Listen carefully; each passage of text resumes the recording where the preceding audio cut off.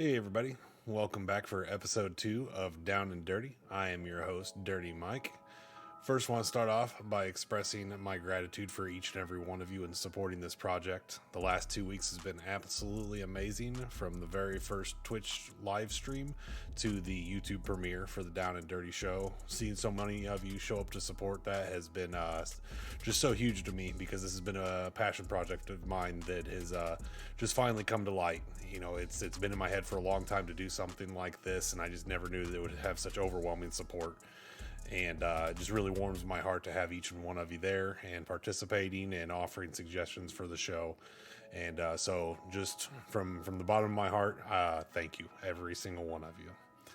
Now, we have one heck of a show lined up for you here tonight. I'm going to start off with a little bit of game news for one of the most anticipated games of 2022. We're going to get into our interview with Mr. Stalinrug 420. We're going to get into the members of the month for February. And of course, we'll have our message from the managers. So grab your popcorn, sit back, enjoy the show, and let's get going. So for the first section this evening, wanted to get into the new God of War getting ready to come out. But I don't want to just get straight into the brand new one. What I wanted to do is give a little bit of an overview of the original trilogy and then the 2017-2018 reboot. Not necessarily reboot, kind of a soft reboot. It's a continuation of the original story, but it's just continuing on the God of War franchise into what I'm assuming is going to be a new trilogy. Now, before we get into it, there's obviously going to be some spoilers involved here. This game's came out all the way back in like 2005 to 2010 for the original trilogy, 2018 for the soft reboot. So you've had plenty of time to get caught up on what's going on. But for those of you who don't want any spoilers, fair warning. Come back whenever we're getting ready to get into the interview with Stalin, I guess. Now, I had an entire script written out for this section, but I'd found it was very robotic, so I decided I'm just gonna go with my gut. I read plot for 5 minutes for 4 video games, so I'm gonna very poorly interpret the plot of the God of War games for you. So let's get into the first one. So the very first game, God of War, we start off with our protagonist, Kratos. And I believe he's a Spartan general. He's some kind of general. He's fighting alongside with all of his dudes. They get into a losing battle, and he ends up making a deal with Ares, the god of war, to save his people and lead his people to victory, more or less.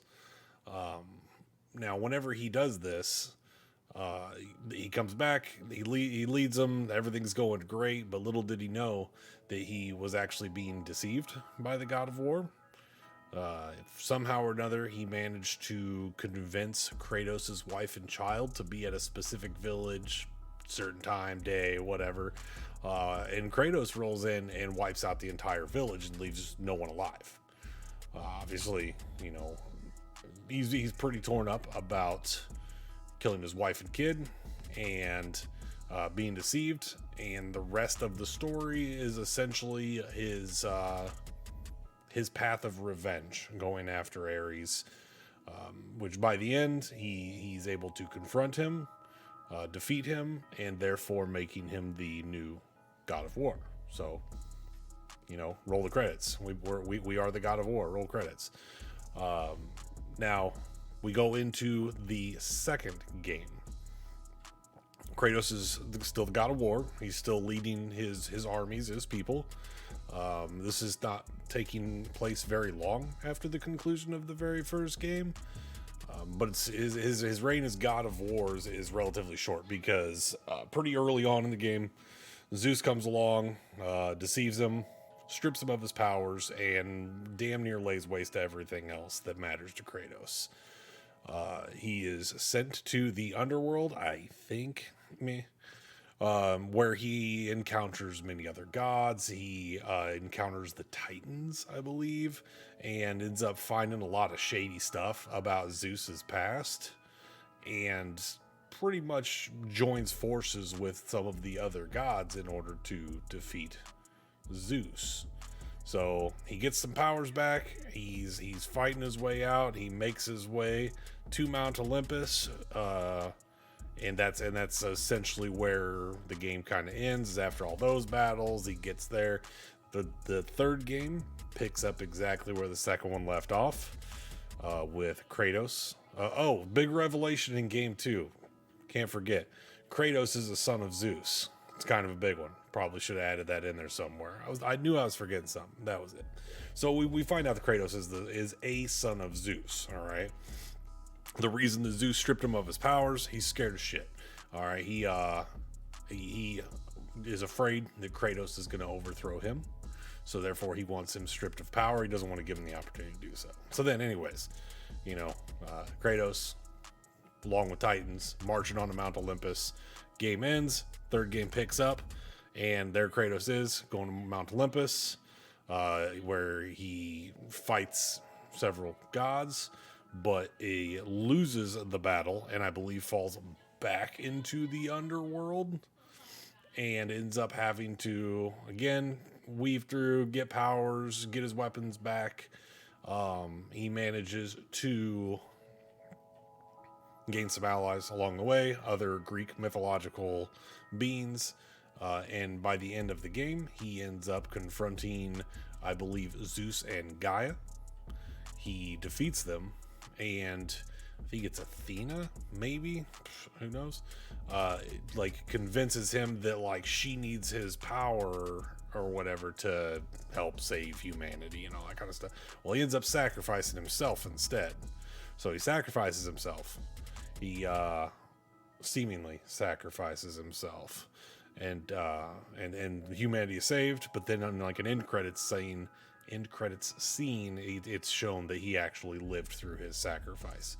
So it was left pretty open ended. Now there were other side games for PlayStation portable consoles. And then I think there was even a prequel, like God of War Ascension. We're not getting into all of the other side stories. We're just talking about the main storyline here.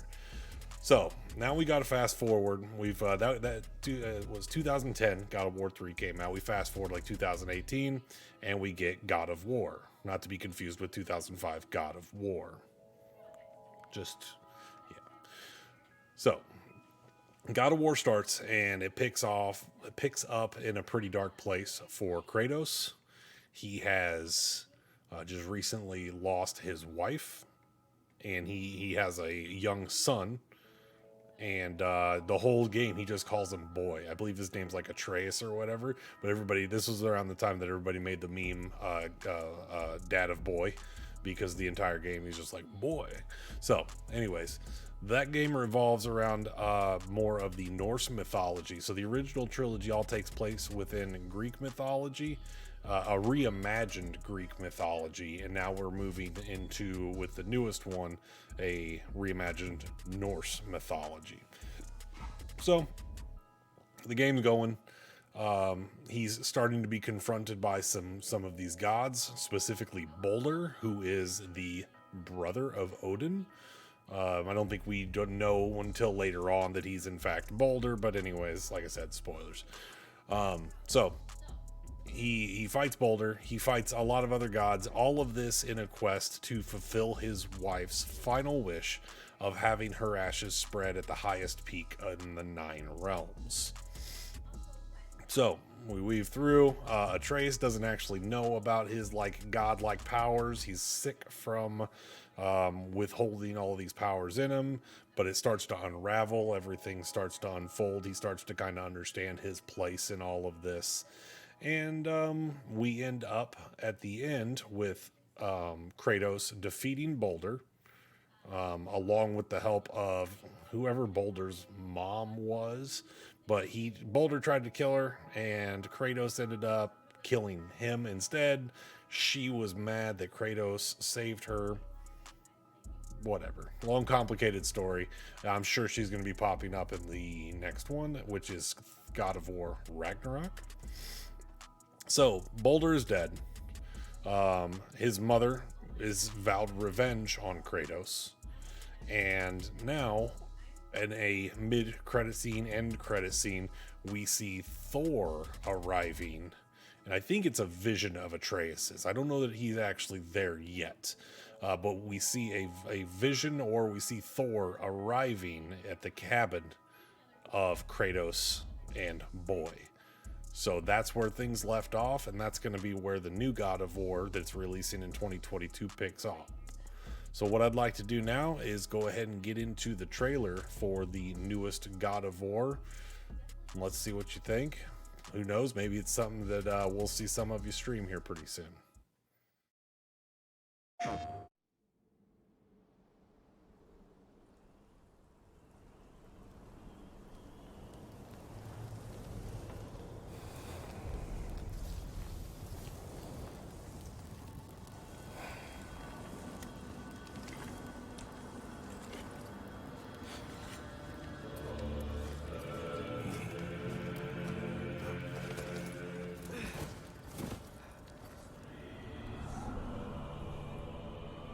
Time is running out.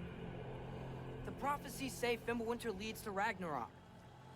War is coming. My story doesn't end hiding in these woods. I should be out there, finding out who I am, who Loki is. I will not allow you to pick a fight with gods. I don't want to fight anyone. I just want answers. And if those answers lead to war with Asgard, Maybe that's what Mother wanted. we do not know what Mother wanted. Well, I recognize that dour expression anywhere. Odin's got tricks up his sleeve we haven't dared to consider. What if there was someone who could help us? You mean Tyr, the old god of war in these lands, who is dead? Well, for a dead man, Odin seemed pretty keen on seeing he wasn't found. If he's out there, we gotta find him. Come in. What in all yarns be the happened to him? We're trying to stop Ragnarok, to help people. And what if the only way to do that is war?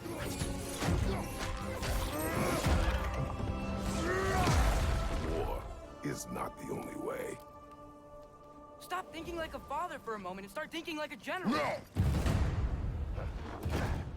You seem like a calm and reasonable person.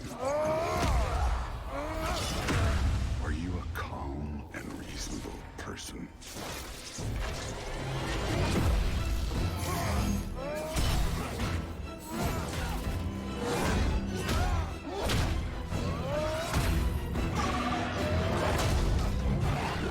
In moments of crisis,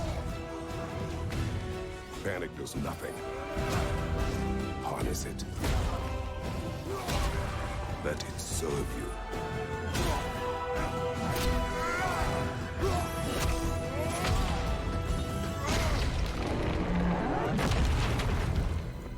Tyr! Are you coming with us?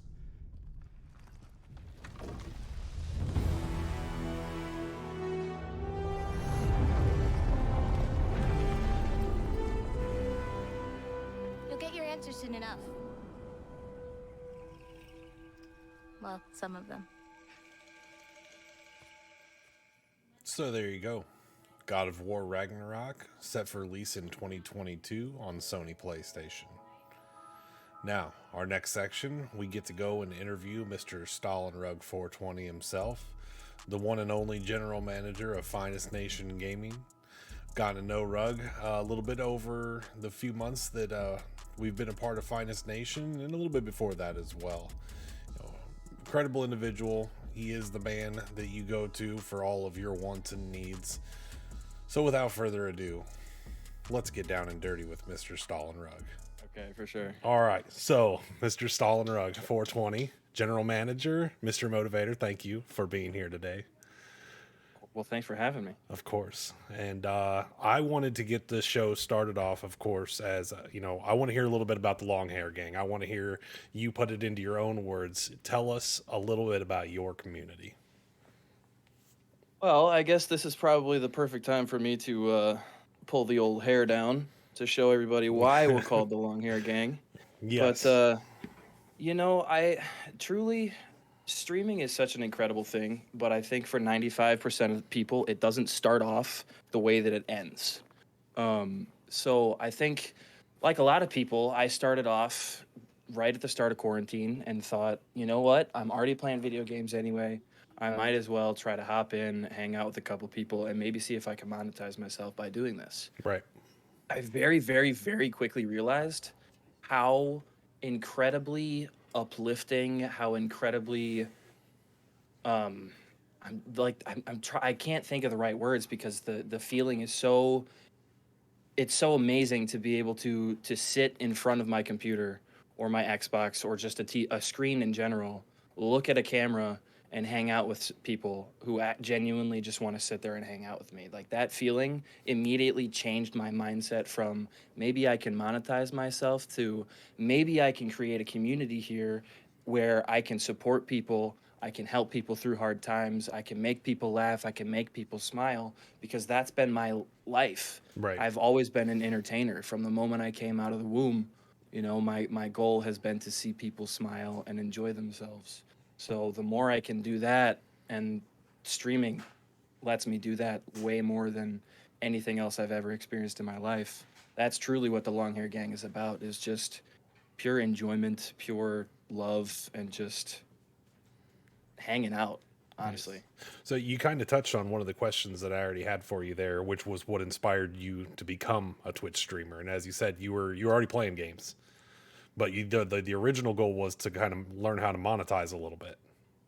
Right. So, I mean, I think everybody comes into it thinking, you know, this, especially nowadays, this is an actual viable thing that we can do as a career. Like Right. it's becoming more and more possible for people to actually make a living doing this, and not just a living, but actually a good living doing this. Right. So I think it's a very natural thing when you first come into it to think, okay, yeah, I think monetization is the end goal here. But I think depending on how your mental health is set up, depending on how you're going about it, because I truly went into it with the mindset that nobody was going to come hang out with me.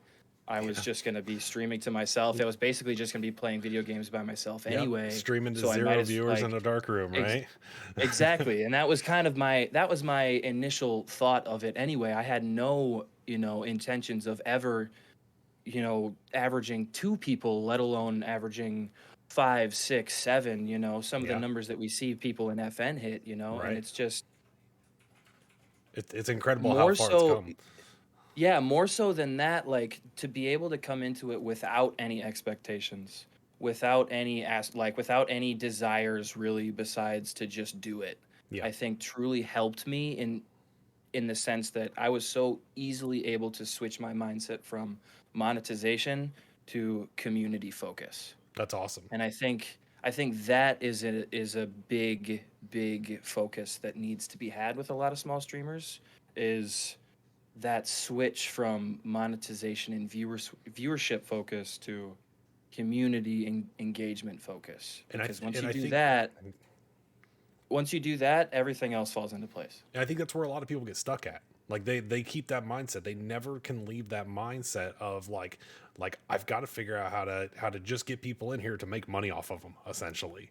Like it's they never find that right community to help them understand that it's about the people you meet along the way and building that community before Right. you could really even start to worry about any kind of money or income from this career, as a career. Right, right. It's about the people and the content. People Yeah. first, content second, money last. Yes. Like money is the last thing you're searching for, because the money's not going to come if you have crap content. The money's not Absolutely. going to come if you suck with your community.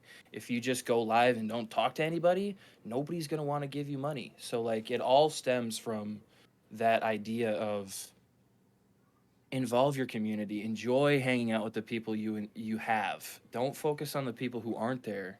Focus on the people who are there. And that's Exactly. kind of like that's been my continued inspiration for streaming. It started out as, like you said, as this I'm already gaming, might as well do it, to I'm gaming, hanging out with these people. My content better be damn good because these people are spending time with me and I'm not about to waste anybody's time. Yeah, you for know sure. So that's kind of my inspiration to keep going, is like everybody else that comes in and wants to spend time with me, I constantly want it to be better. Yeah. I'm constantly thinking about ways to make it better. Yeah. By the way, that was Tiger that actually wanted to ask about you're inspired to become a Twitch streamer and everything, and you started to get into it a little bit. I want to come back to one thing you mentioned about health while content creating, mental health, physical health, the stress, and dealing with that. Explicit Cupcake asked a pretty good topic that I think I'm going to make a major part of every single interview, to be honest with you, because everybody's going to have a different answer on how they deal with things. But in dealing with mental and physical health, how has that affected your journey along the way? What have you had to overcome, or any obstacles that you've come into, or any advice for anybody listening? Well, I might make a lot of people upset here. I am a very, very optimistic, happy-go-lucky, go with the flow type of person. So not a lot truly bothers me. It's very rare. I rage. Everybody rages at games, but not a lot truly makes me like gets to me, gets in my head, stresses me out, that kind of stuff. Yeah. But I think the main thing, and I have so I because of that, I'm oftentimes a bouncing board for people when they need help or when they are in a rough period, because I am so optimistic and generally, maybe not generally happy, but generally content with where I'm at in my life and where and like what I do and how my life has kind of turned out, that I have kind of developed some advice. And the main advice really is, if you don't, not can't, but don't take the time to just hang out with yourself Mm-hmm. and enjoy that, it's going to be really hard for you to get out of any mental rut that you find yourself in. No, that makes sense. If you can't find one thing that you can constantly look at and say everything else might be shit, but damn, my hair looks good today. Yes, it does. Just Every as day. example. Yeah, You yeah, know, yeah, like yeah. and little things can be so good. Starting off the day looking at yourself in the mirror and finding one thing that you can say, "Hey, that actually looks pretty damn good today." Mhm. You know, like, and that one little thing can change your entire day. And more so than just for yourself, saying that about somebody else, making somebody else smile, can go way farther than trying to make yourself smile. Yeah, for And sure. if you can find these little things, something that can make you feel better, that can help you ground yourself to where you're at. I was actually just talking about this with Brantry the other Mhm. day. He was going through a little bit of a rut, and he said one of the things that helps him is different textures of things. Mhm.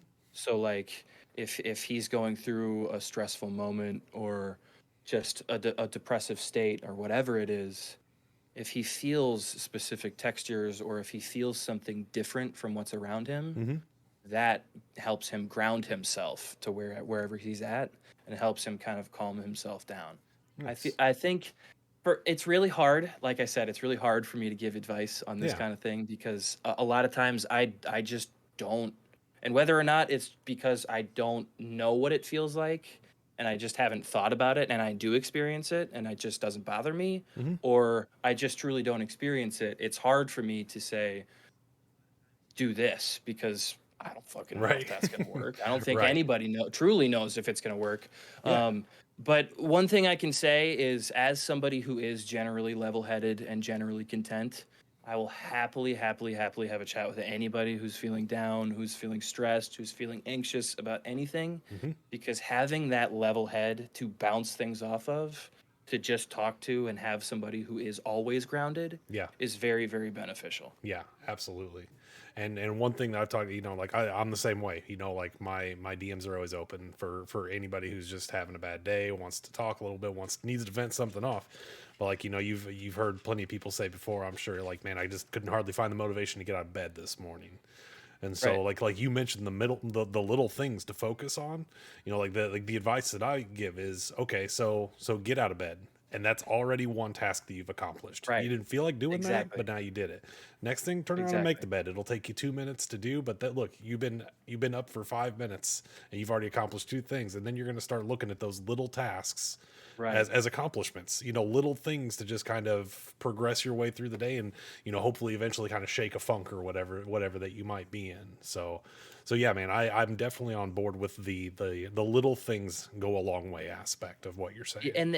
And truly they add up, because like you said, you can take one little thing that takes minimal effort but is in that moment so tough for you to complete. Yeah. You take that one little thing and then you use that pride that you have in yourself for actually being able to complete it, Yep. to complete another little thing, and it just continues to add. And another thing I'd like to say is that I listen to podcasts. That's kind of my big thing right now is podcasts. I listen to a lot of podcasts from various famous actors and things like that, talking about the successes of their own experiences and things like that, trying to gather information and kind of utilize whatever I can from their experiences, from my own Yeah. personal experience. Yeah. And one thing that I hear a lot of them talk about is, if you can take one tiny aspect of your life every day and change it more so to how you want it to be, Mm-hmm. eventually you'll get to where you're going. That You'll makes get sense. to what goal you want to go. Yep. And a lot of people find themselves stuck in the idea that it's a sprint and you are either there or you're not. And if you're not, you suck and you're a failure and you're never going to make it. And if you're there, you better fucking hold on, because Yeah. it doesn't last forever, kind of thing. Yeah. And it's not. It truly is a marathon. It truly is. It is all about the little things that you do, and it all comes back to those little things. And Yep. if you can focus on those, success will come. Mm-hmm. The more we talk about, like the different generations that we live amongst today, and I think that the further along technology and stuff comes, the more people are looking for immediate results. And I think I kind of like what you were just saying, like people want that the full blown success by the time they're 22 years old. And Right. it's literally not the way life works. You know what I mean? Like, It's you just can not possible. It's not. And if you put yourself under the pressure that if by 25 I'm not financially stable, but I'm already in my career, I have a family, like, you put all of these things and you're carrying that around on your shoulders, like, you're going to crumble under that pressure. You've got to Exactly. break those little things apart and work individually towards a little bit at a time, so that you can look at it as an end goal. It's not a beginning of life goal, it's an end goal. Right. Right. Yeah. It's an end goal. It's Yeah. a point that you want to end up at, not that you should already be at, Yeah, you know? exactly. Um, Yep. yeah, that's one of those things that just it's very tough for people to get out of that mindset of, I need to be here. Yeah. Why do you need to be there is the Right. question that I always ask. So Jinx wants to know a little bit about Little Rug. He wants to know, like, a little bit of backstory on you, a little bit of your life coming up to the point of where you are today. Like what brought you from an early age getting to here. Tell us a little bit about Well, yourself, I guess. Yeah, Rug's been through some shit. I will say that. All right. My brother Shiv is official. He's actually my biological brother. He's in the chat. He can kind of vouch for that. We've had our fair share of just not pleasant experiences. My parents, to start off very, very young, my parents got divorced when I was super little. I can't remember a time that they were together, and the only bonus was that they were amicable about it, and so that I was able to see both of them. Mhm. My stepdad was rather controlling for most of my life. Okay.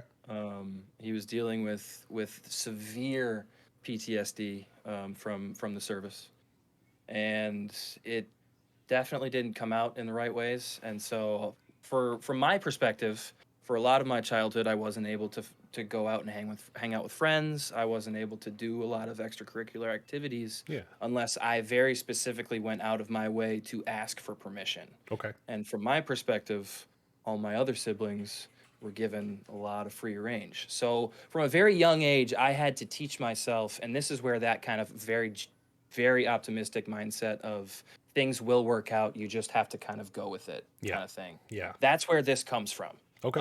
I didn't know what I was going to be allowed to do, what I wasn't going to be allowed to do. Yeah. I didn't know where, like, if I was going to be getting in trouble for things I didn't even do, kind of thing. Right. So for a long time, I was scared to do anything. I didn't compete in a season of track because I didn't ask, because I thought I was going to be told no.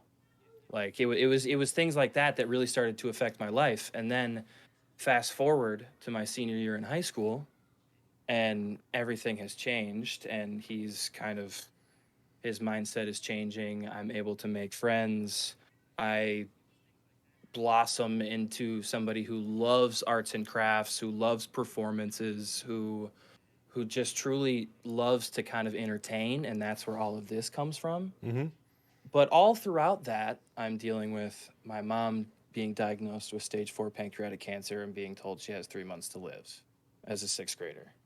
I'm collapsing in tears in my classrooms as a 6th grader, not knowing if I'm going to come home to a mom or not, because from my perspective, I've literally just been told that she's supposed to die in 3 months. Yeah. So, like, things like that really, really, really affect you. And from that moment on, my life turned more from what can I do to better myself to what can I do to make everybody else's life better, because my life fucking sucks right now. Right. So nobody else needs to feel this way. Is kind of the idea that I started to gather, and that was just in middle school. Mm-hmm.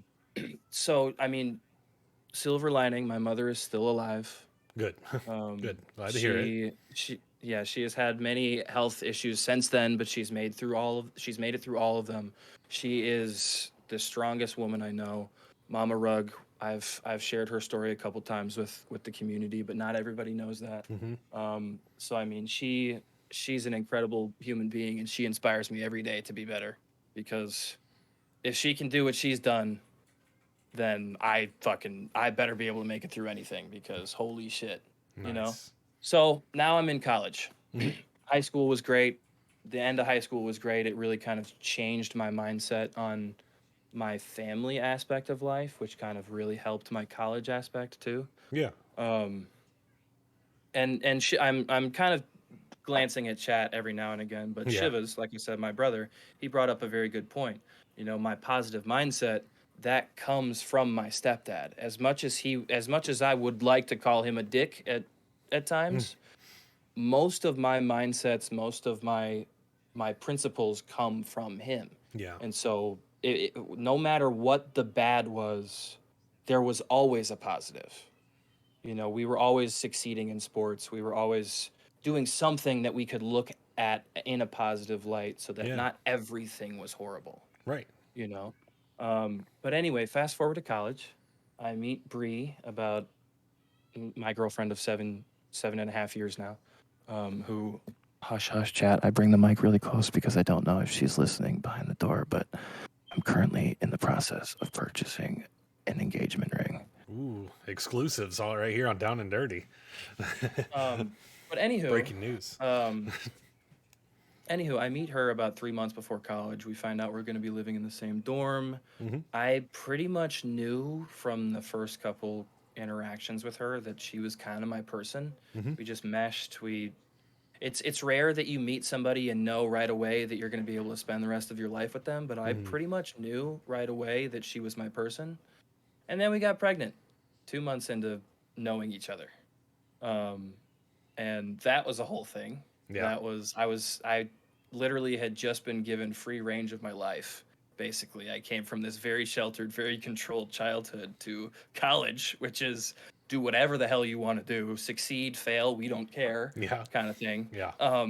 And so that happened, and I I just checked out, you know. I wouldn't have admitted it at the time. I wouldn't have even I didn't even notice at the time. But looking back, it's so painfully obvious that I just checked out. Yeah. I started skipping classes. I wasn't eating breakfast. I lost a lot of weight. Like I stopped exercising. It was a lot of things that just started to add up. Hmm. And I have a tattoo. A lot of people know that I have a tattoo on my chest, and the tattoo is actually in honor of my daughter Shiloh, because Brie and I did actually lose her during the pregnancy, and it was. I mean, this was a very important kind of period in our Hmm. relationship. We really, really got close. I mean, this was that.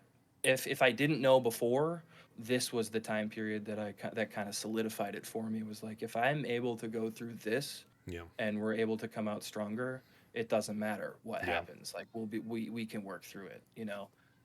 So I mean, we made it through that. My daughter was diagnosed with something called amniotic band syndrome. Okay. And for those of you who don't know, which most of you probably don't, the baby sits in something called an amniotic sac. And that throughout the pregnancy will break apart, and it will break apart into strands. Hmm. And sometimes those strands will be attached to the sac and wrap around parts of the baby. Okay. So a lot of times, if a baby is born with a cleft lip, or they're missing a finger, or even it's sometimes as serious as like missing part of their leg or an arm, Yeah. usually it's because of an amniotic band that has wrapped around their body. Gotcha.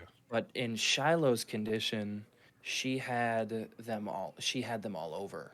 Okay. It was to the point where she was not really growing, Yeah. but she was growing. So she was growing in very weird positions. Yeah. It was just it just nothing was going to work out. And eventually she passed, and it ended in a miscarriage, and it was horrible for Bree. It was horrible, horrible, horrible for Bree, and it was not great for me. But this was another moment where I was able to kind of mold my mindset moving forward in life. Of there's always a positive. You Hmm. know, I gained a future wife through Yeah. that situation. You know, Right. like I gained a relationship with somebody that I will never ever give away. Yeah. You know, and I would never trade for a different outcome. Yeah. You know, because who knows if a different outcome, if Shiloh is born, Yeah. if who knows what happens, you know? Right. Because we were not ready for a kid. By Yeah. no means were we ready for a kid. You know, Right. I mean, we were both living in the damn dorms of Yeah. college. Yeah. So you can't really have a kid in the damn dorms, you know? Right. So, you know, I fail out of college.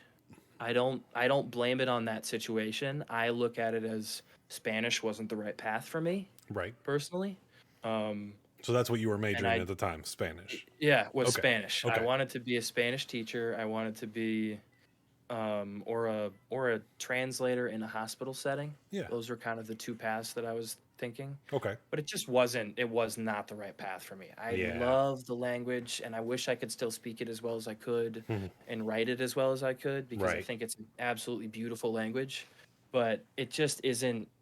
It's not the career, you know. That's not the career that I find myself doing. Yeah. So I fail out of school. I take 2 years off. I just work and work and work. And I go back to school, and I'm now in school, absolutely smashing it for physical therapy. And it's another one of those things that just kind of each one of those moments that I took a second to explain. My stepdad being sort of a dick and super controlling. My Mhm. mom having pancreatic cancer and basically being told she's going to die and making it through it, and all of us having to deal with it and watching her survive. Then, you know, my senior year in high school, finally being able to see what like real friendship is like. Then Yeah. college, everything falling apart. Yeah. You know, each one of those things in its own right was tough to deal with, but each one of those things had multiple tiny, tiny positives that we could just latch onto, focus on, and use to propel us forward through these situations. Right. Just recently, my mom was sent back to the hospital because she was having a very, very, very serious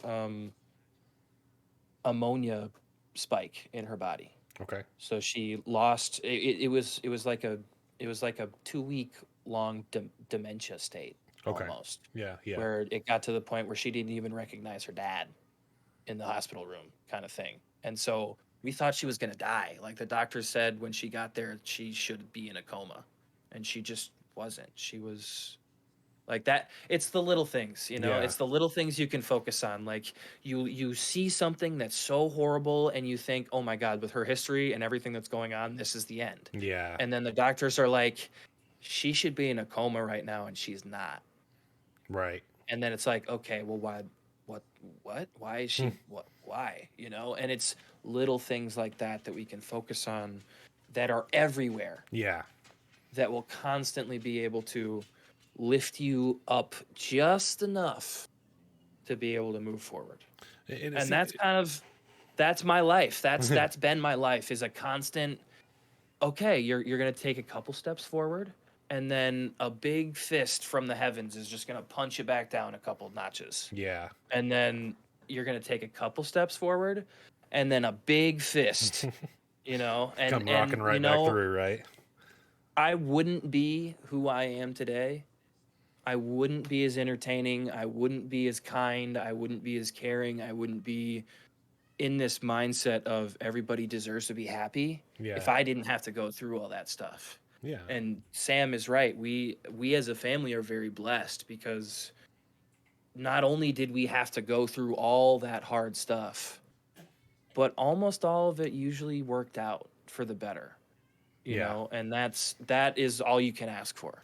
And it seems like so many of these instances that you described throughout your life, and your ability to you were either going to collapse or see a silver lining. It was kind of Yeah. one of Oh, those yeah. one of those two things. And it seems like each time your ability to see the silver lining, making you the guy you are today. And so many of your your choices of like career paths, you were talking like you were going to be potentially a Spanish teacher or translator, and now physical therapist, and also getting into like our organization as the general manager. You're like the go-to guy for everybody to like it seems like you're kind of it's your mindset that has put you in those positions as like a go-to person to help people in situations that they need. And that it seems like that applies to many aspects of your life. Yeah, and Sam just pointed to it right there. One more sunrise. That was the mantra that my family had through the Yeah. entire time that we were dealing with whatever we were dealing with. It was just one more sunrise. If we can make it to one more sunrise, we're doing fine. Nice. So at what point in this journey was it that you actually started growing your hair out? Because they want to know, Krista wants to know, how long have you been growing out this beautiful head of hair? I was, well, we only got haircuts like twice a year ish. Yeah. So for me, it was always at the end of cross country season and at the end of track season, because I was a runner, and so I just would grow my hair out throughout the season, and then towards the end, when we were competing in sectionals and things like that, I would shave it to kind of like help kind of remove any weight or air resistance that it doesn't actually really help with, because Work hair the is aerodynamics, minuscule, right? You know, yeah, hair is so minuscule in that moment that it's just like, it's just weird. Yeah. But I always kind of had longer hair, and then through the pancreatic cancer thing, my whole family grew out our hair to donate Okay. for wigs and things like that. And because, as you can see, my hair is thick as shit, and that doesn't end with me. That's my entire family. We all Yeah. just have thick hair. So I always kind of had long hair, but this hasn't been cut since I was a sophomore in college. It Okay. hasn't been touched by a single blade, not one slice, not even a trim. Gotcha. And I'm considering taking about half an inch off. So a trim, not a cut, but a trim. Yeah, I'm considering taking half an inch off, Okay. but only to spark growth and health of the Yeah. hair. Because when I started growing out the hair, and this was actually something that I dove really deep into, because I have a lopsided head, and you can kind of see it in my facial hair in the camera. One part of my facial hair actually sticks a little bit lower than the rest of it, and that's because my chin on that side is a little bit lower than the other side. and I can see it when I have short hair. Okay. I can see it in the mirror. Yeah. And so a lot of times I blame my long hair on that, on the idea that when I have short hair, I see my lopsided head and I don't like it. Gotcha. So the long hair will never go away. Yeah. It just may shrink a little bit. It may kind of like change up a little bit, but I've always loved my hair. It's Yeah. always been like my favorite aspect of my head. Nice. So All right, we've been going with the easy questions first, but I doubt Christo not thinks I was actually going to ask. But you and I need to settle in on a topic for a while, and that's going to be if a grilled cheese had to fight a taco, who would win? see, I think it depends on the cheese, personally. Right, Because if it's you go. Let's settle in on a cheese then, because you're Okay, right. because if it's like a Swiss cheese, then I'm saying taco all the way yeah. because I'm not a Swiss cheese fan. Okay. But if it's like a nice gooey American Colby Jack, maybe a nice sharp cheddar that's just grilled to perfection, golden brown on both sides, a nice gooey. You pull it apart. Pull it apart you and just it goos out. Yeah, it's like can't- strung you together. pull it apart and you can't. Yeah, you Right, can't right, break right. it apart because the cheese just keeps coming and coming and coming. Right. Then maybe a grilled cheese because I'm a slut for cheese. Yeah, I'm a big cheese fan myself, so I was kind of interested in where this would go. But like when it comes to my grilled cheese, there's two types. I will either do shredded mozzarella or I will do just a regular old American cheese slice. One of the two. Either the Shredded most basic mozzarella. to throw some mozzarella on a grilled cheese sometime and let it change your life, okay? I'm telling you. I'm just surprised by the shredded. You don't want to go with just like a sliced mozzarella? I prefer shredded. It melts a little bit better, I feel, because like if you do the one side just enough, it'll melt just enough to keep everything together through the flip. Because the grilled cheese is all about the flip. It definitely is. It probably melts a little bit faster too, doesn't it? It does. It does.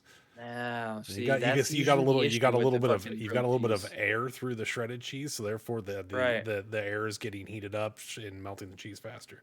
I've put a lot of thought into this question. You know what I mean? It's probably more than I really should have. Yeah, I wasn't. I can be honest with you. I wasn't actually expecting this question to be asked. Because when I think about it, though, a taco is very versatile. Because a Right. taco you can do so many different kinds of tacos. Right. So like it could be a chicken taco, it could be a beef taco, it could be a fish taco, it could be a veggie taco, it could be a steak taco. I'm a carnitas could guy be- myself. Got to get the carnitas. Okay, yeah, It's a little carnitas, spicy you know? carnitas, you know. Absolutely, Yeah. like it could be. There are so many options with tacos. And yes, there are options with grilled cheese, but not as many of the options with grilled cheese are as good as all the options of tacos. That is You know, true. like That tacos is true. truly are like it doesn't matter what you do with them, you can find a way to make a damn good taco. That is true. Whereas like if I open your fridge and you only have Swiss cheese or tacos, I'm gonna I'm get the choosing a taco. Yeah, every yeah. time. Yeah, because nobody You nobody know? eats Swiss cheese like that. Yeah, exactly. Okay, So so it's just I one guess of those things. But the question is if they fought, and I don't know that there's a really good way to decide if the two sandwiches fought each other. But I'm glad that we got into the breakdown of different grilled cheeses and different See, tacos. well, that's my correlation between the fighting because whichever one wins the fight is basically in my mind when I go for a choice when I go for that choice in the fridge between the Swiss cheese grilled cheese sandwich Right. or the taco that I'm eating. In my Eat the brain, taco. it is a fight. You know, they are Yeah, fighting. they are And whichever fighting. one wins, This is a mental. whichever This one is wins a is the mental one that I battle for eat, your love. You know. So like, so it is kind of like whichever one is like gonna be the best is gonna win the fight. So for me, I don't know. It's so hard because I think the versatility of a taco I think is gonna help them win the fight. If I have one of my two cheese choices, grilled cheese every time. If I don't have any of those choices, I'm going taco. Exactly. That's Exactly. that's my stance on it. That's my stance. Yep. All right. Exactly. All right. So, you mentioned that your own podcast. You have your own podcast with. Well, I'll let you tell us about the podcast. Please, plug yourself a little bit. We want to hear about it. I want to know where the initial idea came from, how you got partnered up with the individuals that you partner with, and what it's all about. Well, Takes from Jake, who's in the chat right now, is one of my current co-hosts of the podcast that I have called Straight to the Point. Brantree 3000 is also another co-host. So it's the three of us together. We've known each other for quite a while. We all went to college in the same town, Stevens Point, which is kind of where the idea of Straight to the Point comes from. That's where the point in Straight to the Point comes from. Clever title. I appreciate the pun.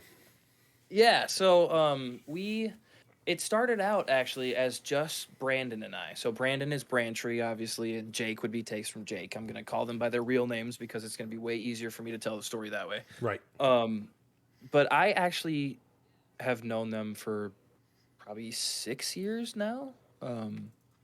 If my math is right, it's probably been 6 years, maybe 7, but 6 is probably more accurate. But anywho, I actually met Jake first, and it was mostly just through parties and stuff that I would kind of see them. Is it 7.5 now? That seems kind of whack. 7.5 years. He's calling you out. It's like having your girlfriend in chat. You don't even know how long we've known each other. Seriously, no, seriously. But anywho, it was mostly just like parties and like random happenstances that we would kind of like hang out with each other because like my friend group knew his friend group, and we were both kind of like on the from my perspective, him and I were both kind of on the outskirts of both of those friend groups. Like we were part of them, but mostly because of like roommates or like classes with them, and not necessarily because we had a whole lot in common with them. Right. Jake more so than me, probably. Okay. But he also kind of knew Brandon through cheerleading because Jake is a cheerleader, or Jake was a cheerleader for the college. So he knew Brandon, and then I kind of knew Jake, and through Jake met Brandon. Okay. Fast forward a couple years, I actually end up working at a smoke shop with Brandon. Okay. I didn't know he worked there at the time, but it just so happened that he's there, and it was just kind of worked out. And him and I got really, really close.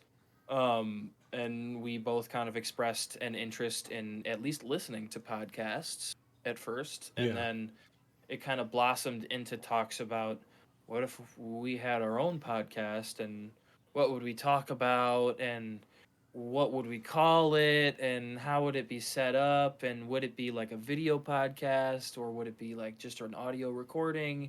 And it just kind of all blossomed from there. Mm-hmm. And it didn't start as Straight to the Point. It actually started as the Bro Talk podcast.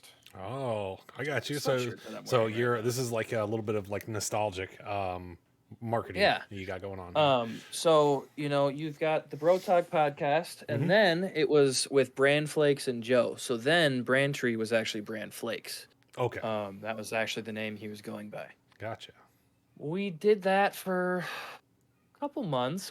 We did that for quite a while. It seemed to kind of take off with our friends, especially. Our friends seemed to really like it a lot, but we didn't get a whole lot of traction elsewhere because, contrary to popular belief, it's hard to get people that you don't know very well to listen to you talk for an hour. Yeah.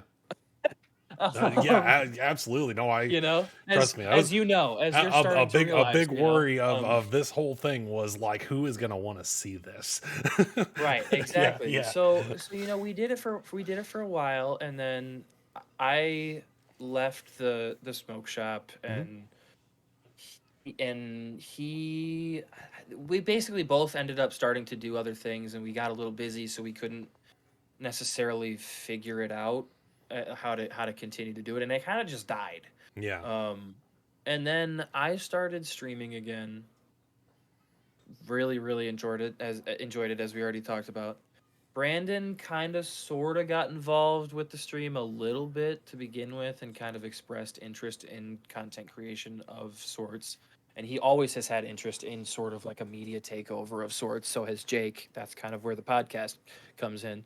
But once Brandon kind of started back, so he started streaming, stopped, for a while, just like Smokey did actually. Started streaming, stopped, then started up again, fell in love.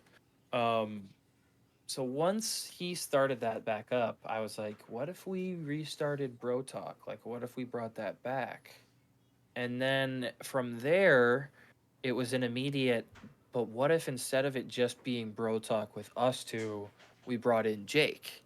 Because throughout this time, over the years, the three of us have gotten fairly close. It kind of went from us all being a part of different friend groups to us being our own friend group kind of thing. Yeah. And so from there, it just kind of blossomed. We all love sports. Brandon is a huge music nut, so he loves talking about music. And we just genuinely enjoy shooting the shit with each other, as you guys have seen over the past few weeks. Yeah. So Straight to the Point has no format. Okay. We have zero scheduled like talks. We have zero idea on anything of what might come up on the show. We talk maybe an hour and a half before each show about what specific things we might want to cover. Yeah. And if we can somehow get to them, we'll somehow get to them. Right. But it generally is just a straight to the point, whatever the fuck we want to talk about kind of thing. Yeah. And that's where the title came from. Just straight to the point. We're all from Point, and we really just want to be like genuine. Whatever we want to talk about, we talk about. We don't want to have a weird agenda kind of thing. Yeah. We just want to shoot the shit. That's awesome. And so every Wednesday, 9 p.m. Central Standard Time, you can find Brandon, Jake, and I just chilling on the screen, making a fool of ourselves, doing Doctor Strange motions, saying we're the best QBs in the league if Aaron Rodgers didn't exist, and just screaming at each other. There's no other competitors. It's Aaron Rodgers or you guys, huh? Yeah. Oh, That's yeah. it. There's no other competitors. There's no competitors. I love it. Yep. Nice. Okay. So again, let's stick to some streaming questions for just a little bit here. People want to know what the best and worst experience you've had in a stream is. So start with the best. Well, actually, I will start with the worst. So you're gonna because go nobody worst likes first. to Okay, end okay. on- yeah, That nobody is likes true. to That end is on a true. bad That note, is true. You know. So the worst would actually be, and this is a really shitty situation because I still don't 100% know who it was. But I'm like 99.9% positive I know who it was. But when I first started streaming, I was right around the time I was real close to affiliate. I was like really falling in love with it, and everything was going my way. Like I had people coming in. I had joined a community that was really, really good.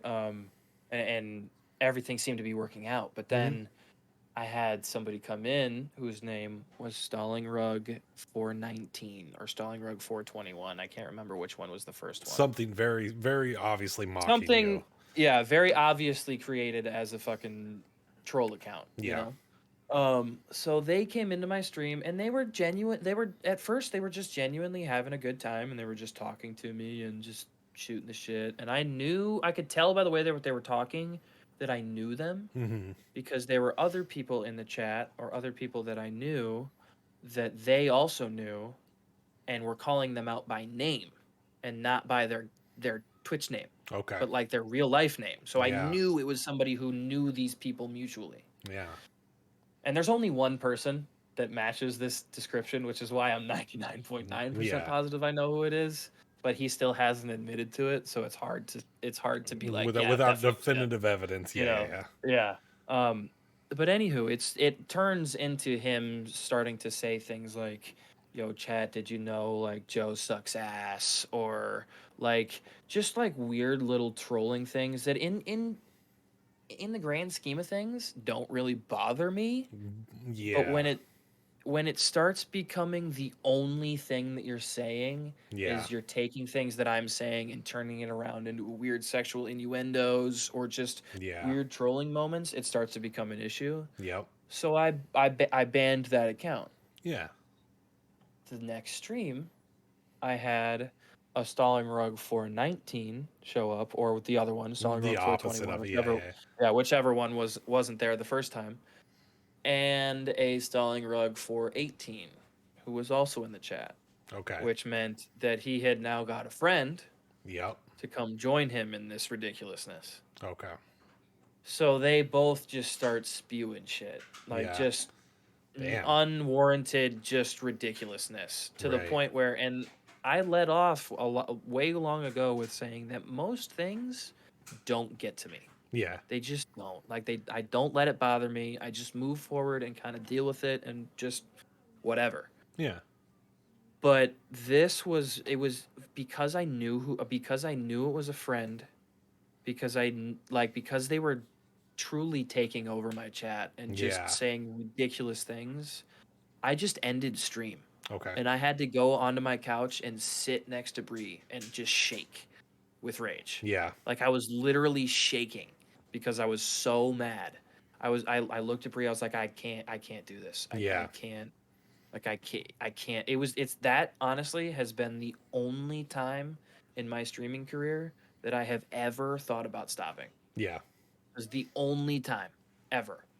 Hmm. And and the it's- worst part is that it was somebody that I know, somebody that was a friend. Right. And if I'm right about the person, it was my fucking first roommate in college. Mm. Like just ridiculousness that nobody should ever deal with ever. Yeah. Yep. That just is like from anybody, especially somebody who's supposed to be your Yep. friend. Yep. You Yep. know?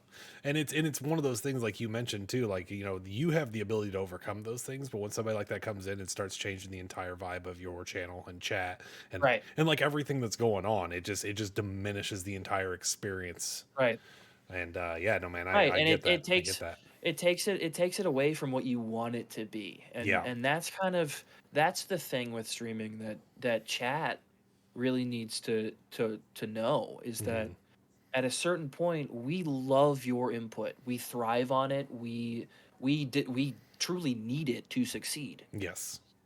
to a point. Yeah. At a certain point it is still our show.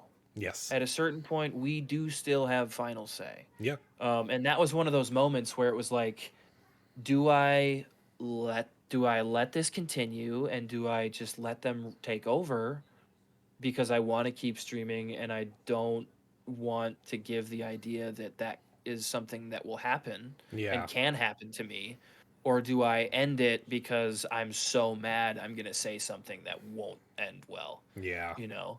And nobody should have to make that decision. Right. No, you're right. It's funny the way you say that. I agree. It's like, you know, sometimes with chat, like we are excited to have you, but I'm also sometimes terrified to see what you're gonna say. Like, Right. you know, it's Yeah. like it's it's Exactly. like a weird anxiety of watching chat while you stream of like, well, potentially what's gonna pop up. You know what I mean? And honestly, 95% of the times, I think probably 99% of the time, it is an overall positive experience. But it's that 1% of the time when somebody comes in and tries to ruin things that it just makes you Right. look at it and be Yeah. like, what the hell? And yeah, it's the 1%. Like I've never had anything like that ever again. Never. Yeah. And I will never forget that moment. Yeah. I'll never forget it. Yeah. You know, and it will always be a weird stain on the streaming career Yeah. that I had to deal with something like that. But it was also a good lesson. It could, because, you know, Yeah. it's not always going to be, you know, rainbows and sunshine. Like, you know, Well- that the trolls are out there, which you knew obviously already. You Right. knew that they were And there. it helped. It helped me deal with getting follow botted. Yeah. I had a kid come in and he had gotten follow botted and he came into my stream and brought them with. Oh, And shit. it was like it was so much easier in that moment for me to just be like, yep, banned, Yeah. Later.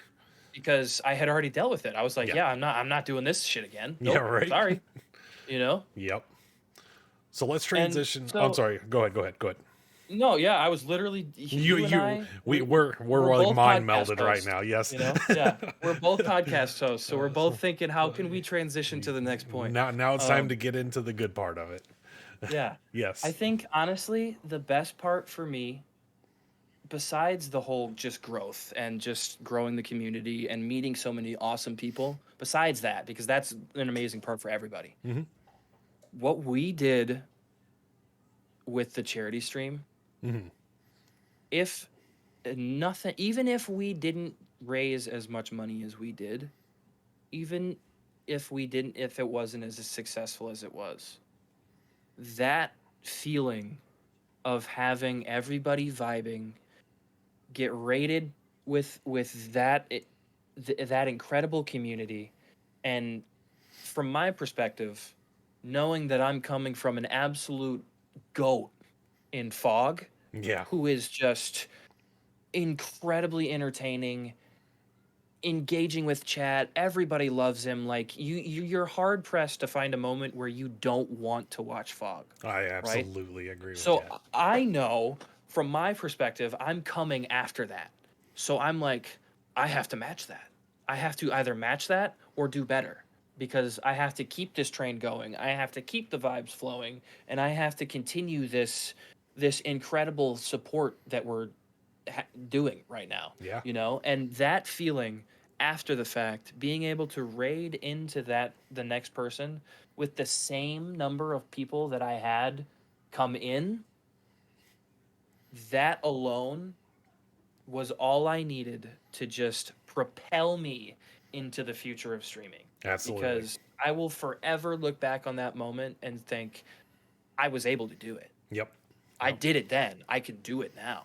Absolutely. You know, and we raised so much money, Mike. We raised so much money that feeling alone, getting off stream and just sitting in chat, watching the rest of it happen, watching it end, and then like just sitting back in my chair thinking, what the fuck just happened? Right? Yeah. Like that was incredible and will for a long time be my favorite moment of streaming. We 100%. have the same favorite moment, to be 100% honest, because that was by far the moment that I think I realized, like, it was my motivation to keep going. I would say, Yeah. like this is Yep. this is so freaking amazing to be a part, obviously, of the organization that made this happen, and to, like you said, to have all of those people come in, stay, and then raid off with them to the next person. Right. It's just like you were a part of that well-oiled machine for that day that just kept Right. on rolling through the day and just kept and for the cause, just raising all that money for the these kids that are in an unfortunate situation, and like Right. we got to be a part of that. You know what I mean? And it's no, man, I can't talk about it And without for- getting excited. Right. For 75% of that day, each individual streamer kept 60 people entertained. Yeah, absolutely amazing. Granted, it was only an hour. It's not like a full like 5 hour, 8 hour full-time streamer stream. But you did it for a fucking hour. Yeah, you you've got know? to start somewhere. You entertained those people, Yes. that insane amount of people for an hour. Yep, exactly. Could you imagine? You can't see my room right now, but could you imagine? You guys watch my green screen fall over every damn day. Could you imagine me trying to fit 60 people in my little green screen area? Yep. Like, yeah, that leads me right back to the idea of look at the good. You will always be able to find a good. Yes. You could have had just shit streams for a month, and you will always have that. You will always be able to say, I can do it Yeah. because I've done it. Yep. And that is the feeling that people should focus on. And I know a lot of people are focusing on is I did do it. So why can't I? What's stopping me now? Yep. So like that I think I messaged Smokey almost immediately after I was done and said, I said the general thank you, and then I was like, I don't think you realize how much inspiration this is going to spark in Yeah. people. Yep. Like it truly is just like that moment forever until I am constantly doing better than that every day.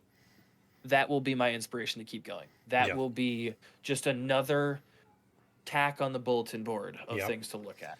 And I'm gonna take a moment to plug the YouTube channel here real quick, because we do have the the thank you video still up on the Finest Nation Gaming YouTube channel.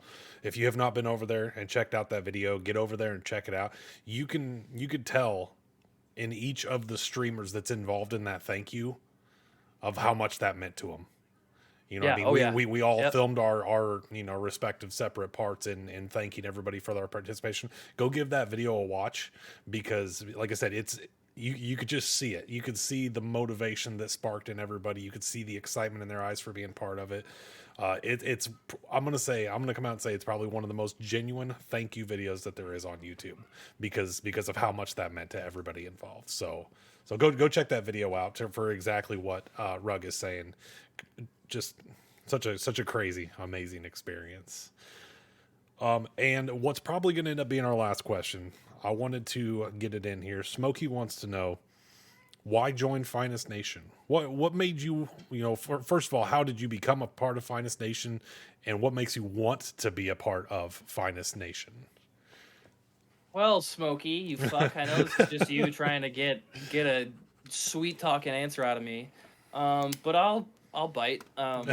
It's, there is something to the idea of family inspires. There is something to the notion that you have a group of people that all want to continue to better themselves, and that will push you to improve yourself even without you realizing it. I have been in many groups. I have been in one other org where I was also the general manager of that org. It's not common. It's very common to have it right away at the start. It's very common to have it for the first month and a half, 2 months. A lot, it's very common to have a honeymoon phase in a lot of these things. Oh yeah. Yep. And a lot of people would argue that it's the work that you put in, and if you don't put in enough work, then they're not going to work for you. But truly, Finest Nation, from the outside looking in, before I joined, was different. I knew Smokey from the previous org. Yeah. He was in management at the previous org. I had gotten to work fairly close with him, so I kind of knew his mindset about everything. I kind of knew how he wanted things to be done. And so for a long time, I was just on the outside looking in, just waiting to see how things developed, waiting to see how they decided to run things, to see if it was something that I could get behind. Because it's easy for me to say, Smokey has the right mindset, Smokey and I worked well together, this will be a great fit. Yeah. And then top in and be like, oh, this actually sucks. Right. But the moment I saw the Meet the Team posts, the moment I saw how supportive the people were, and not necessarily how supportive people were, but the people in general that were joining. Yeah. I knew from that point, when you have people like yourself, who I had barely started to get to know through Doobie and Smokey before I joined. When you have people like yourself, like Gamer, like Doobie, when he was a part of it, like Smokey, like Nudges, like when you have those kind of people, you kind of know that something is it's going to be at least be genuine. Yeah. And whether or not it's going to turn into something, whether or not it's going to be wildly successful beyond anybody's dreams, that's not the point. Yeah. For me, the idea was, like I said, there's something to the idea of family inspires, and a group of people constantly working to improve themselves inspires you to be better. And I am constantly searching for groups of people who are looking to better themselves and bounce ideas off of each other and grow with each other and help each other kind of with various things. Yeah. Whatever it is. Whether it's streaming related or not streaming related. Yeah. And that's what you see from the outside looking in. Yeah. And that's what you experience when you are in. You experience that constant push to be better. Right. That constant feeling of like like I said, Fog has been an insane inspiration to me over the past month, especially with the way he's just demolished the hover game. Oh yeah. But you know that like you're hard pressed to look in any direction in FN and find somebody who doesn't inspire you to be better in some way. Yeah. Oh, everybody you here know? brings something different to the table. Yeah, like and yeah. everybody is able to say, "Hey, you should try to do this, and maybe this would be better." Mm-hmm. Or, "Hey, I was watching you the other day, and you know this might help you." Yep.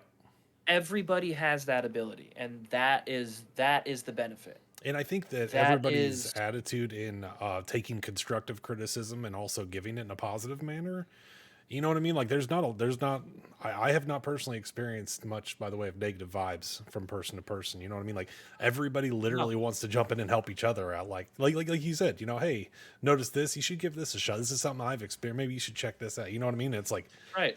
just constant And growth through nobody's each like- other. And nobody responds with shut up. Yeah, Don't tell me to run my exactly. stream." Exactly. It's my stream. Don't tell me what to do. Yeah. Yep. And I'm not kidding.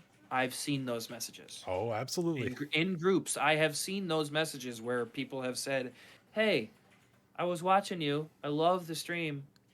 Maybe you want to consider doing this, and maybe it would help." Even simple things like audio corrections Yes. I've seen responses to with "shut up," basically. Right. Like Yeah. not actually shut Yeah. up, but in a basic sense. Might as well. They're be. literally responding with basic. Yeah. They might as well just say "shut up." I don't want to Exactly. hear it. You Yep. know. Yep. And you like you said, you don't have that in FN. Mm-hmm. And to get right down to the nitty gritty of it, I saw more from the group than I saw from Smokey, and that was what it was. If it was only Smokey, I wouldn't have joined. But everybody had that mentality of this is a family. This Yeah. is that we're here to support each other. We're here to grow together. We're here to make this something, but do it together. Yeah. It And goes if back it was to only like I said, if it was only Smokey and Yeah. and just a handful of CEOs doing it, it doesn't work, and I'm likely not here yeah. Well, where you I'm sitting right now. You can You have know? one man screaming it from the rooftops and nobody will hear. But if you have an entire crowd of people saying the same thing, it means something. Yep. Yep. Exactly. 100%. Nice. Well, we are going to be wrapping things up here. But do you have any words that you'd like to leave us with today? Any messages for anybody that's been tuned in today? You know, I see a lot of the names I see in here are streamers themselves, are content creators, are community members across all platforms. Keep grinding. Keep your head up. Nothing is ever going to be 100% good. And you shouldn't want it to be. If Right. it's 100% good, you're not going to grow and you're not going to get better, and it's just going to be stagnant, and life is going to be boring. You'll and become it's just- complacent. yeah. Complacency is boring. And yeah, exactly. Complacency is boring. You know, keep your head up, keep grinding, keep working, keep striving for improvements. Be genuine, both to your community and to yourself. And at the end of the day, just stay fucking lit, y'all. All right, I'm going to be hanged if I don't ask one last question because they are going crazy in chat right now. So the last question comes down from JB Sin. Would you rather fight 50 duck-sized bears or one bear-sized duck? Gotta ask it. See, this is a really hard question because I see Tauros as a bear-sized duck, and I don't think people are really giving ducks a lot of credit for how brutal they can be. Yeah, I don't want to fight a duck of a duck size. Yeah. But at the same time, I don't know that 50 duck-sized bears is doable. I think that's like overpowering almost, you know? Yeah. Because like a duck isn't small. You know, it's not like a duck. Like you could pick up a duck, but they're not saying duck weight. They're saying Right. duck size. See, So but- it's just a bear shrunk down to that size. So it's still Yeah. gonna be heavier, most likely, and it's still gonna be a little bit more ferocious. They're gonna be able to run at you faster. You're not gonna be able to get away from it as easily. And there's 50 of them. Yeah, exactly. The minute you trip up, you're swarmed by 50 of these things. Yeah. If you personally- fall, there's 50 bears mauling your body. Yeah. And I'm thinking, as far as, you know, the biology of each animal, that ducks are going to be a little bit slower and clumsier. And so if you add the mass to that, Right. you're going to be able to get away a Right, lot you'll be easier from able the to single. outmaneuver, yeah. Exactly. So your personal vote would be what? A or a bear-sized duck. I am agreement. Strictly because the webbed feet are going to make it hard for a bear-sized duck to zigzag. That is true. And waddle. I can It would be the zigzag waddle. faster than most. The waddle would be the defining factor for me because I can get away from that waddle. Exactly. Exactly. Rug, it's been an absolute pleasure, my friend. This has been Yeah. an amazing episode. Thanks for having me. I'd like to commandeer for just a second and say Please you please are do. fucking killing it. Thank you. You're seriously killing it. This is amazing. This is only gonna keep getting better. So if you're here right now, just keep coming because as much as I would have loved to be on the 100th episode when everything is rounded out and smooth, I can't wait to see where it goes, dude, because it's not only fun to be on, but I was having fun just sitting in silence watching before I was on. So just keep it up. Just keep doing what you're doing. You're killing it. I appreciate that more than you could possibly imagine, as you are somebody that inspired me with your podcasts. As I've said plenty of times before, this is something I wanted to do for a very long time. But then being able to see you doing it and the success that you have with yours as well, just like kind of lit the fire to finally like I could do this Yeah. too. You know what I mean? I just yeah. need to take that step. You know what I mean? And obviously not want to like steal anybody's thunder or anything like that. But like just I All about taking that step. that's what it was. The hardest part was just taking that first step and finally convincing myself that I could do it. So thank you for your inspiration and thank you for everything that you're doing. And I appreciate you and I appreciate every single person in chat here with us today. We've got through almost all of the questions that were dropped in the Discord. This wouldn't be possible without every single person showing up and supporting this. Thank you guys. Yes, we love you very much, very much. All right.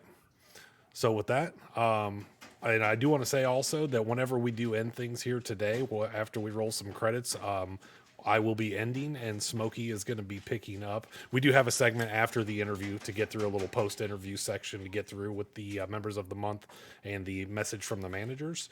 But then after we complete all of that, Smokey's going to be picking it up on this channel to roll us into the Orc Night. So make sure after the credits you do stick around. So, Rug, I'll talk to you soon, buddy. Stay lit, everybody. Thanks for having me. Thank you, sir. Thank you, Rug, for the interview. Absolutely amazing. I hope each and every one of you enjoyed that as much as I did. And now, as we move a little bit further into the show, our next segment's going to be to cover this month's Members of the Month. Now, the question comes up, what makes a person a Member of the Month? And it's a combination of things. It's not just being a streamer. It's not just being supportive. It's a combination of everything. As a member of Finest Nation, our expectations are that you support the organization in every way that you can, and that you're also supporting each and every other member as you would want them to support you. So it's getting on Twitter, liking posts, retweeting posts, commenting, having conversations on various forms of social media. It's the growth of your own content as well. So for the individuals who are streamers, growing your content, promoting it, again, interacting with others, pulling in people from outside of the FN community, There's just a lot of factors that go into being a member of the month. At the end of the day, what it comes down to is the effort that you're putting in to yourself and the organization.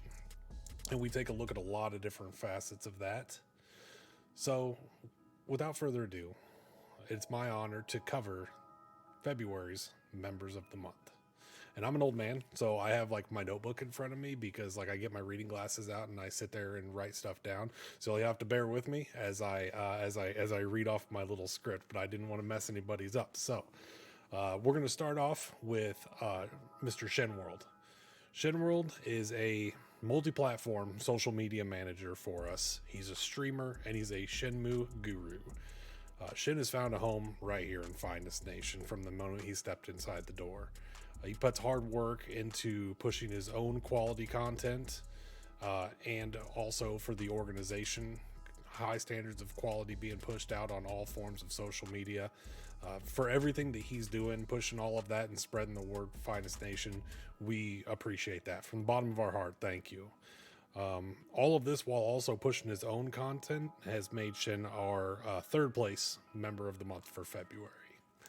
Now coming in second place is none other than Roberto the Deaf Guy. He has a social media presence like no other. Roberto has a knack for networking that really gives him an edge in pushing out his own content and again, pushing out the content of the org. There's not a post that you put on Twitter that one of the first people to like, retweet, comment, or anything is Roberto. He's always right there being very supportive of everybody. He's an amazing streamer playing games like Call of Duty, Witcher 3, Gwent, Halo. Seriously, just tune in and watch him sometime. And I can assure you that you'll really enjoy the content that he's putting out there and then the friendly banter that you have while you're in there with him. He's just super appreciative of everybody that comes in there. Really pleasurable guy to be around. So go check out Roberto Deaf Guy. And last but not least, Mr. FNX Tiger. You cannot go to another Finest Nation member stream without running into Tiger. He's always there. He's always working. He's always modding. Now that he's also an affiliate streamer and an international superstar, might I add, Tiger does so much for each and every one of us. It's absolutely amazing. Modding in more channels than anybody on Twitch and hosting just chatting sessions every week from his room over at uni. I truly believe that you would be hard pressed to find anybody putting in the amount of effort that Tiger is. We are extremely grateful for all three of these individuals, just for the amazing amount of effort that you guys have been putting in. Congratulations to each and every one of you. Tiger, congratulations on your recent affiliation. And for anybody who hasn't seen some of the VODs and some of the clips, a gentleman who was a partner just recently brought his community over to Tiger not long ago, and they were in there singing. The guy was dancing on his stream alongside with Tiger. Just an absolute amazing experience to be a part of. We're all really proud of all of you. Congratulations, good job, and just keep up the good work. So thank you very much. Now, as we approach the end of the show, I did want to ask, like we were just talking about, being supportive of one another, supporting the organization is huge. We have a lot of things coming up in 2022 that are going to be phenomenal. And we're really happy to have each and every one of you here to grow along with us. As the organization grows, your communities are going to grow, but the only way that that's going to happen is if we spread the word. We've got Twitter, we've got Facebook, we've got Instagram, TikTok, Hover. I'm probably missing some, and I'll get yelled at for that later. Just when you're on any of these platforms, not everybody's active on all these platforms 24 hours a day. It would drive you absolutely mad. But as you're on a certain platform, just do us a favor, do yourself a favor, and go spread the word. Go show some love. Hit a couple of likes up. Let's spread the word about all of the good the Finest Nation is doing so that we can continue to grow as an organization and continue to make this something that each and every single one of us is proud to be a part of. Now, what I'd like to do before we call it quits for today's show is share a little message with you from one of our CEOs, Mr. Gamer to Gamer. Let's go over and see what he's got to say. Hello, my name is Jared, better known as Gamer to Gamer. And wow, what a second episode of the Down and Dirty Show. I got to learn so much more about one of my brothers, Stolen Rug, more today than just even talking with him. Such a fun episode, just like last week with Smokey J. Learning more about your brothers and sisters is amazing. What a great concept, what a great show. Dirty Mike, thank you for putting on something like this. It's fantastic.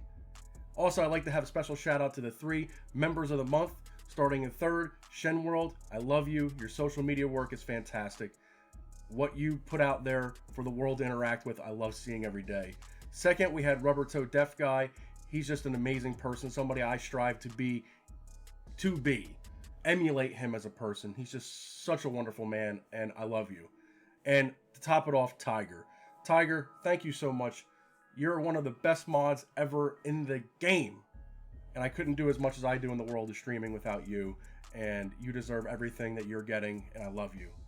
So, my brothers and sisters, I love you. We got coming up next another Org Night Among Us. This time, I get to be in there, so you get to see some sus stuff coming from me. So I'm really looking forward to getting in there and showing you what I can do. So, we'll see you all here very soon. Take care. Love you all. See you soon. Well, that wraps up episode 2 of Down and Dirty. Appreciate y'all being here today to support the show. Congrats again to the members of the month, Shenworld, Rubber Toe the Deaf Guy, and Tiger. Stalin Rug 420, thank you so much for being here for our interview today. Episode 2 is going to premiere on YouTube on February 12th, 1 week from today at 1 p.m. CST.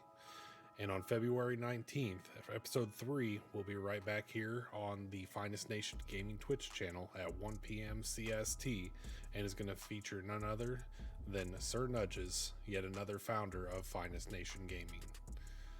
Again, we appreciate everybody being here. I hope you all had a good time. And if you have any comments or suggestions that you'd like to see during the show, please make sure to make your way over to the Down and Dirty Discord section. Throw your suggestions in there. Throw your questions in there that you'd like to see me ask Nudges 2 weeks from today. And we will see you next time.